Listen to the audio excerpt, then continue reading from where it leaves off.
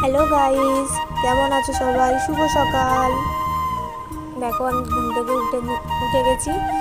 উঠে স্নান দান করে চলে এসেছি। পুজো দেওয়াও কমপ্লিট হয়ে গেছে। এবার আমি যাব আমার কাজ করতে। মাথাটা তো আছড়ে নি। দেখো আমার সোনাও উঠে গেছে ঘুম থেকে। এই যে আর এক সোনা, মানে এটা আমার জায়ের মেয়ে। আর সোনা ঘুম থেকে উঠে একটু মায়ের আদর খাবে বলে কোলে শুয়ে রয়েছে। সোনা এখন একটু আদর খাচ্ছে। আর এখন রান্না চাপিয়ে দিয়েছি, সোনাকে খাইয়ে দাইয়ে ফ্রেশ করিয়ে দিয়ে আমি রান্না চাপিয়ে দিয়েছি। উচ্ছে আলু ভাজা হচ্ছে, আর যে পাট শাকের ঝোল করব। আর এই যে কাতলা মাছ আছে আর বাটা মাছ আছে। দেখি দুই পদ করব। আজকে একটা অন্য ধরনের রেসিপি করব। আজকে গন্ধরাজ কাতলা করার ইচ্ছা আছে, দেখি এবার কি হয়।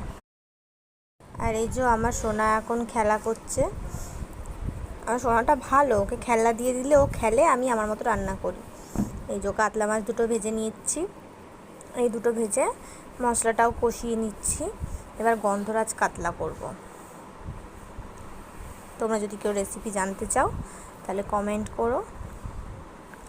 গন্ধরাজ লেবুর খোসা একটু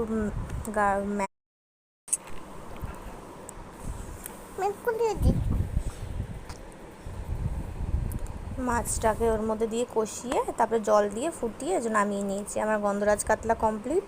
আজকের মতো এইটুখানি, টাটা।